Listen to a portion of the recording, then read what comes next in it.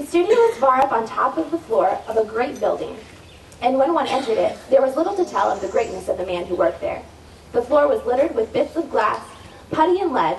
All seemed to be disorder and confusion. Very early one morning, the boy entered the studio, bearing in his hands a basket containing bits of glass. Very carefully, he laid them on the table, but as he turned his basket, caught in a tiny fragment of glass and swept onto the floor. He tried to find it. Then the ringing of the bell caused him to leave the room, and the glass was forgotten. It was only a piece of glass, so what did it matter? It had little beauty, for it was jagged and rough. It was small and lacking in color, so no one noticed it all through the day. It was kicked by the messenger, brushed aside by the maid, and finally, it was found into a pile of rubbish and carried out into the street. Now the bit of glass had had dreams of greatness when it had been chosen by the master. It had dreams of someday being part of a great window in a beautiful church. So, as it found itself being pushed farther and farther into the corner, it said to itself, "Oh dear, I had hoped to be of some use somewhere. How dreadful it will be to be thrown out into the street with old bottles and bits of glass. I'm sure the master meant for me for good use, for he was so careful in choosing me. I wonder if there isn't some way by which I can be found. If someone comes this way, I shall prick. If the sunshine comes in the corner, I shall shine. But there seems to be nothing else I can do. I will try, for I do not want to be thrown away." So it glistened as best as it could, but no one saw. It turned its sharp corners straight up, but no one came near. After some days, the master came to the studio and began to work. He drew aside a homely curtain that was pulled across the rear of the room, and the sunshine streamed through a wonderful window upon which he was working. In the lower part of the window there were many, many little children, looking up and smiling. All about them there were flowers. Above the children was the figure of a man, as yet incomplete. With a happy smile, the artist seated himself before the picture. He looked long at the work he had already done. Then he began to put in pieces of glass which he had laid out on the table. There was a red piece that finished the robe of the man. Other bits of glass made his hand. The little bit of the glass in the corner heard the man talking to himself as he worked. "This is to be my very, very best," he said. "So many, many months I have worked to make this window. I must tell the world how much I love the Christ.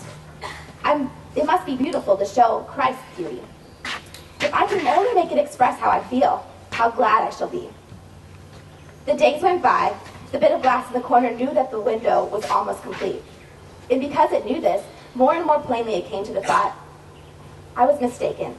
There's no place for me in the window. I shall never be missed. I cannot help to show the beauty of the Christ to the world. There's no place for me in the plan of the artist." Suddenly, there was a commotion in the studio. The artist went from place to another, looking for something. The boy was sent forth and questioned. Then, he was sent to the factory to see if he could find what had been lost. The table was moved, the books were moved, the floor was carefully swept. And the glass heard the artist say, "I can't finish without it. It was such a wonderful piece, and I had spent so much time and thought on it. Where can it be? I must have it to finish the window. I must have it. I must." Then the bit of glass in the corner began to dream again. "Can it be? Could I be the important part of the window? Will the picture be spoiled if I'm not there? Did he make me carefully for a special place? Oh, I hope so. I hope someone will find me. All I can do is shine. I will catch the beam of sunshine that is stealing across the floor, and perhaps someone will see me shine." So the bit of glass did its best, and the sunshine helped it sparkle and gleam. There was a cry of delight, and a bit of glass was pulled from the rubbish pile where it was laying with the other useless things. It was laid in the hand of the master and turned around over and over to see if it had been harmed by contact with common things. Then it was polished and carried to the window. A placing of glass, a bit of letting in low, the small piece of glass which others had thought useless and not beautiful, was the eye of Christ in the window. The rough places found just their common companion pieces, and the color gleamed in the light. Carefully, the artist put it into its place. Eagerly, he watched to see what story it would tell.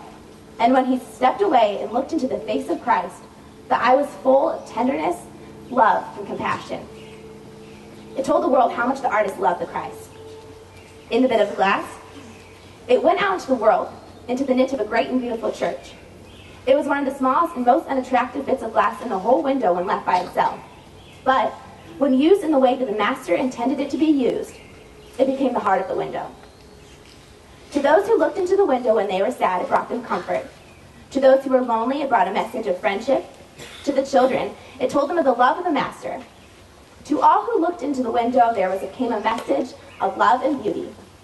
The bit of glass had found its place and was content.